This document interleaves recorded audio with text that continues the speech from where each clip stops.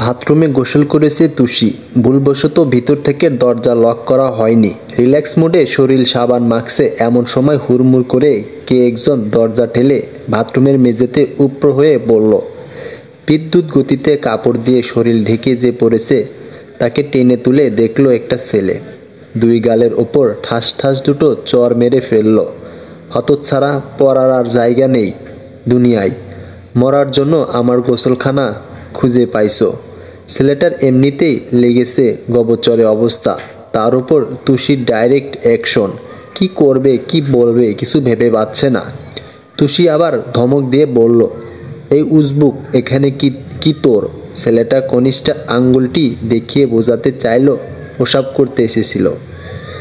তুষি ভিতর থেকে দরজা চেপে লাগিয়েছিল, কিন্তু ছিটকেনি লাগায়নি। ছেলেটার নিম্নচাপ প্রবল ছিল বলে তাড়াহুড়া করে দরজা ধাক্কা দিয়ে খুলেই হিমিকে দেখে হতভম্ব হয়ে ব্যালেন্স হারিয়ে পড়ে গেল। এই হলো মূল ঘটনা। তুষি চোখ লাল করে দাঁতে দাঁত চেপে বলল, এমন জায়গায় কিক মেরে দিব, জীবনে আর হিসু করার দরকার হবে না। সোজা স্বর্গে চলে যাবি একেবারে। তুষির হাবভাব দেখে ছেলেটা সময় থাকতে শটকে পড়ল। তুষি নির্ভীক মনোভাবের চঞ্চল বুদ্ধিমতী মেয়ে। সোজাসাপটা কথায়ও বুদ্ধি, বিচক্ষণতায় পরিবারের সবার কাছে খুব আদরের আর চেনেহের। যাই হোক, উপরে ঘটনা ছিল 10 বছর আগের, যখন তুষির বয়স ছিল 10 বছর আর সেই ছেলেটা মানে অবির বয়স ছিল 16। এখনও তুষি তেমনই আছে, কিন্তু বয়স বাড়ার সাথে সাথে দেখতে শতগুণ বেশি রূপবতী হয়েছে। তুষির দিকে তাকালে চোখ ফেরানো দায়। রূপে গুণে তার তুলনা সে নিজে। অবিও দেখতে সুদর্শন, প্রাণবন্ত, লম্বা চূড়া তরুণ। কিন্তু সেই ঘটনার পরে থেকে আজ পর্যন্ত আর দেখা হয়নি দুজনের সাথে। সেই 10 বছর আগে তুষিদের বাসায় অবিরা এসেছিল এই কারণে যে তুষি ও অবির বাবা খুব ভালো বন্ধু। তুষির বাবা শহরের নামকরা প্রথম সারির বিজনেসম্যান, আর অবির বাবা সরকারি উচ্চপদস্থ একজন কর্মকর্তা। অবির বাবার জন্য কোথাও ট্রান্সফার হয়েছিল এবং সেখানে চলে যাবার আগে তুষির বাবা অবিদের দাওয়াত করেছিল তার বাসায়। তারপর ঘটেছিল সেই ঘটনা। দুজনেই হয়তো এখন ভুলে গেছে সেসব। সময়ের স্রোতে এতখানি বেশি এসে অতীত আর কতটাই বা স্পষ্ট মনে থাকে। সব কিছু এক সময় বাস্তবতার আড়ালে চাপা পড়ে যায়। অবির বাবার আবারও ট্রান্সফার হয়ে এই শহরেই চলে এসেছে। অবিরা থাকে সরকারি অফিসার্স কোয়ার্টারে। তুষিদের বাসা থেকে অফিসার্স কোয়ার্টার 1 কিলোমিটারের কম হবে, বলতে গেলে কাছাকাছি। অবির বাবা মা তুষিদের বাসায় দেখা করতে গেলেও অবির যাওয়া হয়নি। তাই 10 বছর আগের সেই মেয়েটিকে নিয়ে তার কোনো স্মৃতি আর তাজা হয়নি। মা বাবা যাবার জন্য জোর করলেও অবি যাবার আগ্রহ দেখায়নি, কারণ 10 বছর আগে বাবার বন্ধুর মেয়ে অতটা ভয়ঙ্কর ছিল, এখন না জানি কতটা বেশি ভয়ঙ্কর। বিজনেসম্যান বাবার একমাত্র মেয়ে বলে কলেজে অন্যরকম একটা পরিস্থিতি তুষির। ছোটোখাটো একটা গ্যাং আছে, তাদের নিয়ে নতুনদের একটু উত্ত্যক্ত করে ক্যাম্পাসে। সিনিয়ররা কাশ খেয়ে চুপচাপ হজম করে নেয়। ভয়ে তুষির সামনে টু শব্দ করারও সাহস পায় না। সবাই জানে তুষির সামনে প্রেম ভালোবাসা নিয়ে গেলে ম্যান ইজ্জতের চাটনি বানিয়ে পুরো কলেজে বিলিয়ে দিবে। তুষি যতখানি সুন্দরী তার চেয়ে দ্বিগুণ ঠোঁটকাটা স্বভাবের। যা মুখে আসে অমনি বলে দেবে, সামনে যেই থাকুক। এসবের জন্য সিনিয়ররা তুষির ব্যাপারে নাক গলাতে আসে না। ক্যাম্পাসে বসে আড্ডা দিচ্ছিল তুষি ওর সাঙ্গপাঙ্গ নিয়ে, কিন্তু একটা প্রয়োজনীয় অভিযোগ কলেজের গেট পেরিয়ে ভিতরে আসলো। তুষির বন্ধু বান্ধবীদের চোখে পড়ল অবির উপর। ফুল হাতা চেক শার্ট গায়ে, হাতা কোনোই পর্যন্ত ভাঁজ করা, হাতে কালো ঘড়ি, পরনে জিন্স প্যান্ট, পায়ে কনভার্স, চোখে কালো সানগ্লাস, ফর্সা গায়ের রং, তার উপর প্রায় 6 ফুট লম্বা।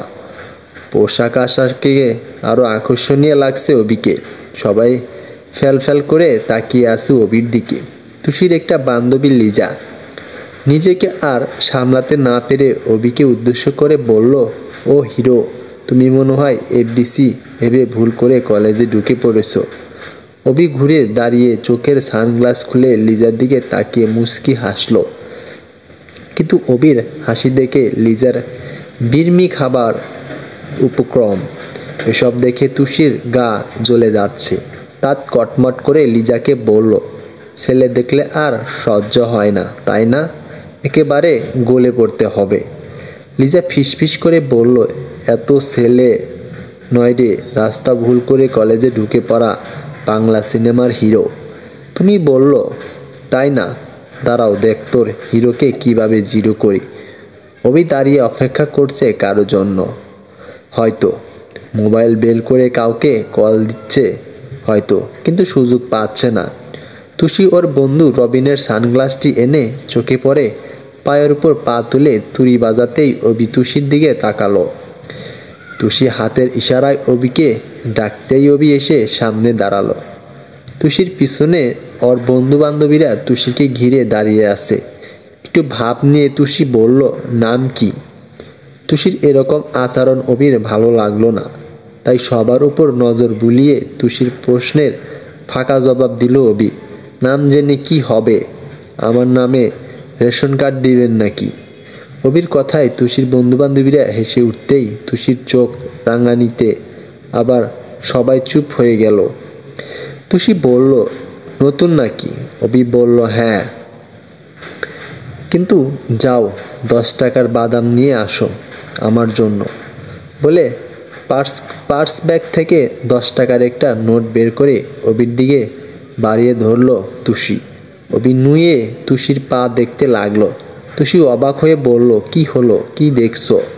অবি বলল, না দেখলাম তোমার পা তো ঠিক আছে, ল্যাংড়া খোরা হলে না হয় দয়া করে এনে দিতাম।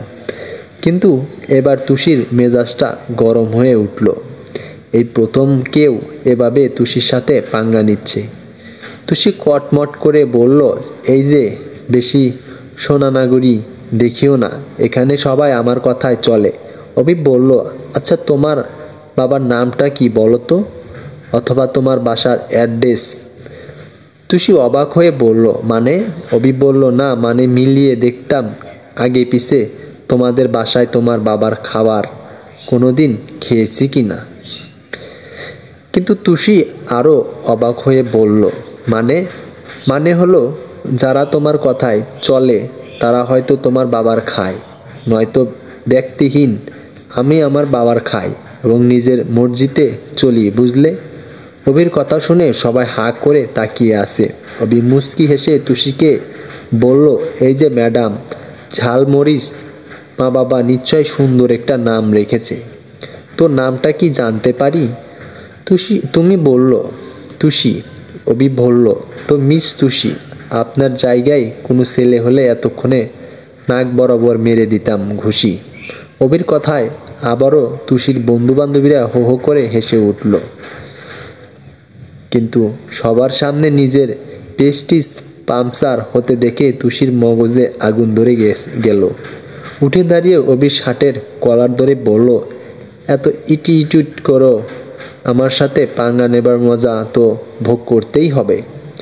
এখান থেকে সোজা হাসপাতালে পাঠানোর ব্যবস্থা করছি, দাঁড়া।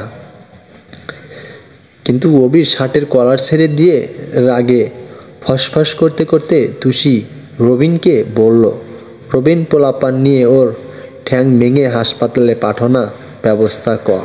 আজকের গল্প এ পর্যন্ত। পরবর্তী পার্টে আমাদের চ্যানেলটি সাবস্ক্রাইব করুন। ধন্যবাদ সবাইকে গল্পটি শোনার জন্য।